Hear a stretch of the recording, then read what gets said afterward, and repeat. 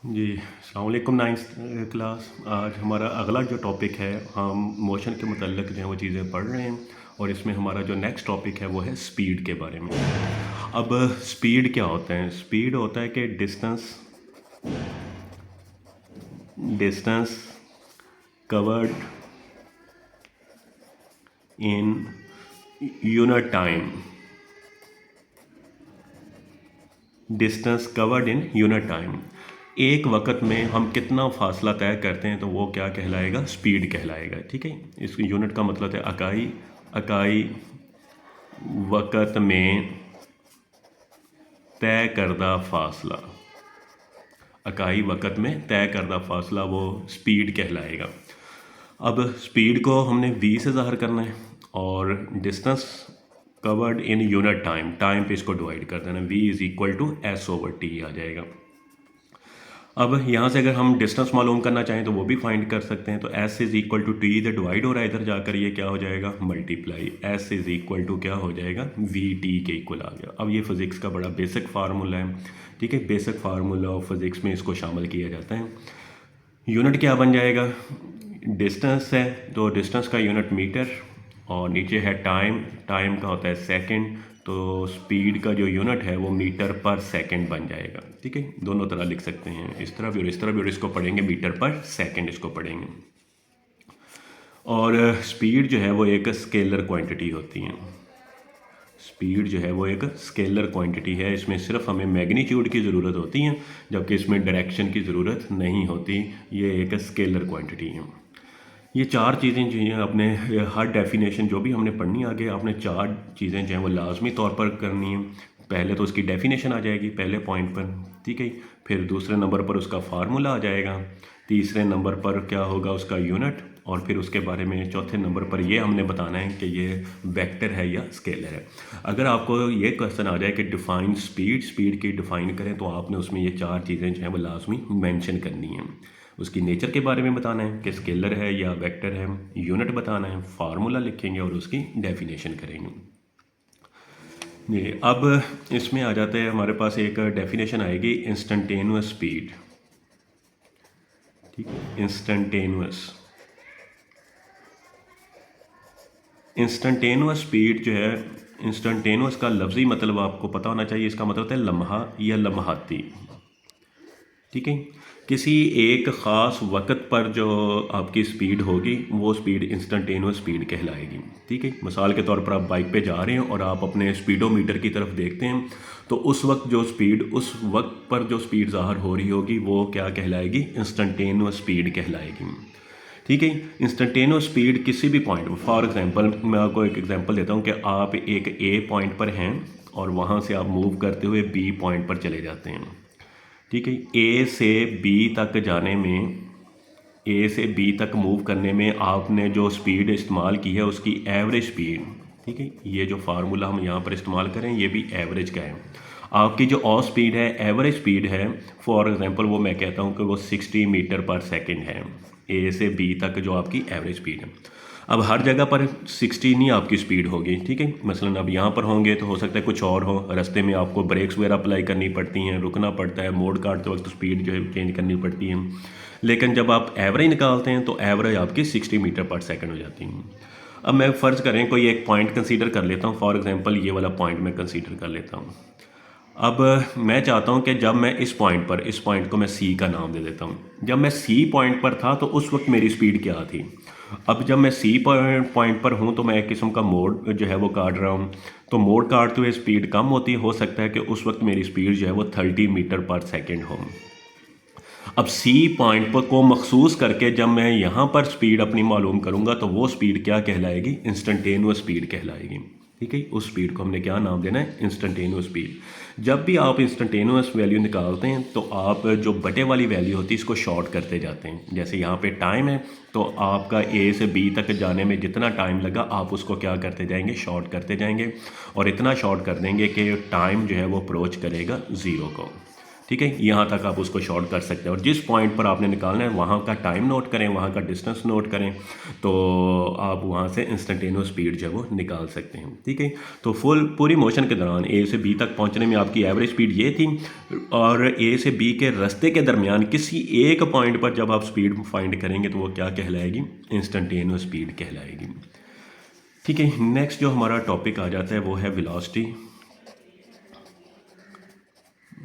Velocity अब पढ़ेंगे, velocity क्या होता है। वेलोसिटी की डेफिनेशन है time rate of change of displacement, time rate of change of displacement is called velocity.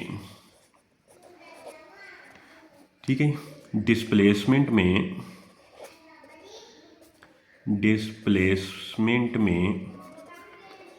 तब्दीली की शरह, डिस्प्लेसमेंट में तब्दीली की शरह वेलोसिटी कहलाती है। जब भी डिस्प्लेसमेंट चेंज हो रहा हो टाइम के हिसाब से, तो वो क्या कहलाएगी, वेलोसिटी कहलाएगी। ठीक है, अब वेलोसिटी को भी v से ज़ाहिर करना है और ये आ जाएगा डिस्प्लेसमेंट ओवर टाइम। लेकिन एक चीज़ ख्याल करनी है कि डिस्प्लेसमेंट जो है वो क्या है, एक वेक्टर क्वांटिटी है, तो इस तरह वेलोसिटी जो आएगी वो भी वेक्टर क्वांटिटी आएगी। स्पीड को भी v से ज़ाहिर करते हैं, वेलोसिटी को भी v से ज़ाहिर करना है, लेकिन वेलोसिटी जो है वो उसके ऊपर आपने एक एरो लगाना है, क्योंकि ये क्या है, एक वेक्टर क्वांटिटी है। यूनिट क्या बनेगा, डिस्प्लेसमेंट का यूनिट मीटर होता है और टाइम का भी सेकंड, तो मीटर पर सेकंड, यानी यूनिट इसका सेम वही आएगा जो स्पीड का यूनिट था। ठीक है, स्पीड का जो यूनिट था वही यूनिट जो है वेलोसिटी का होता है, लेकिन दोनों में फ़र्क क्या है कि velocity is a vector quantity, velocity एक मखसूस डायरेक्शन में होती है। और ये कब बनती है वेलोसिटी, जब डिस्प्लेसमेंट जो है वो चेंज हो रहा हो टाइम के हिसाब से। अब डिस्प्लेसमेंट किस तरह चेंज हो सकता है। ठीक है, डिस्प्लेसमेंट एक वेक्टर क्वांटिटी है, तो ये दो तरीक़ों से चेंज हो सकता है। या तो डिस्प्लेसमेंट की मैग्नीट्यूड चेंज हो रही हो, या फिर क्या हो रहा हो, डायरेक्शन चेंज हो रही हो, तब भी वेलोसिटी पैदा हो जाएगी, या दोनों ही चेंज हो रहे हों। ठीक है, दोनों में चेंज हो रही हो, सिर्फ मैग्नीट्यूड चेंज हो रही हो तब भी वेलोसिटी पैदा हो जाएगी, डायरेक्शन चेंज हो रही हो तब भी वेलोसिटी पैदा हो जाएगी, दोनों चेंज हो रहे हैं तब भी क्या हो जाएगा, वेलोसिटी पैदा हो जाएगी। ठीक है, तो वेलोसिटी जो है वो डिस्प्लेसमेंट में चेंज होने से पैदा होती है। अब ये जो हमने फार्मूला पढ़ा है ये इसके क्या होगी, ये इसकी एवरेज वेलोसिटी का फार्मूला है। Time rate of change of displacement is called velocity आ जाएंगे। अब वेलोसिटी भी आगे दो किस्म की होती हैं, एक को नाम देते हैं uniform velocity, uniform velocity.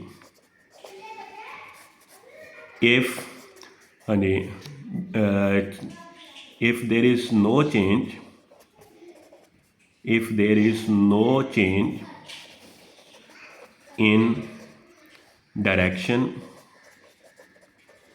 and speed of a body, then velocity is called uniform velocity. Then velocity is called uniform velocity. ठीक है, ठीक है। If there is no change in direction and speed of body, अगर कोई moving object है उसकी ना तो डायरेक्शन चेंज हो रही है ना ही उसकी स्पीड चेंज हो रही है, तो उसकी वेलोसिटी क्या कहलाएगी, यूनिफॉर्म वेलोसिटी कहलाएगी। ठीक है, अगर किसी जिस्म की हरकत करते हुए जिस्म की सिमत और स्पीड तब्दील ना हो रही हो तो वो वेलोसिटी यूनिफॉर्म वेलोसिटी कहलाती है। और दूसरा होता है कि non uniform velocity, non uniform velocity, या इसको नाम देते हैं वेरिएबल वेलोसिटी का भी नाम देते हैं। वेरिएबल का मतलब होता है चेंज होने वाले, तो वेरिएबल वेलोसिटी भी ये कहलाती हैं। इफ़ डायरेक्शन और मैग्नीट्यूड, इफ़ डायरेक्शन और magnitude are both are changing of a moving object, then velocity is called, then velocity is called non-uniform or variable velocity। फिर उस वेलोसिटी को हमने क्या नाम देना है, नॉन यूनिफॉर्म या वेरिएबल। ठीक है, डायरेक्शन चेंज हो रही हो, मैग्नीट्यूड चेंज हो रही हो, या दोनों। मैग्नीट्यूड का मतलब स्पीड। ठीक है, वेलोसिटी की जो मैग्नीट्यूड होती है वो स्पीड ही होती है। वेलोसिटी की मैग्नीट्यूड को ही हम स्पीड का नाम देते हैं। स्पीड बदल रही हो, डायरेक्शन चेंज हो रही हो, या दोनों ही चेंज हो रहे हो, डायरेक्शन भी और स्पीड भी, फिर जो वेलोसिटी कहलाएगी वो नॉन यूनिफॉर्म या क्या कहलाएगी, वो वेरिएबल वेलोसिटी कहलाएगी। ठीक है, अब यहाँ तक आपने करना है। जब आपने वेलोसिटी की डेफिनेशन करनी है तो उसमें आपने वेलोसिटी की डेफिनेशन, उसका फार्मूला कर लिया। ठीक है, फिर उसका यूनिट और फिर उसकी वेक्टर क्वांटिटी, उसकी नेचर के बारे में बताना है। ये 4 चीज़ें करके फिर आगे आपने यूनिफॉर्म वेलोसिटी की डेफिनेशन करनी है और फिर दूसरी जो है वो नॉन यूनिफॉर्म वेलोसिटी की डेफिनेशन करनी है। Thank you ji.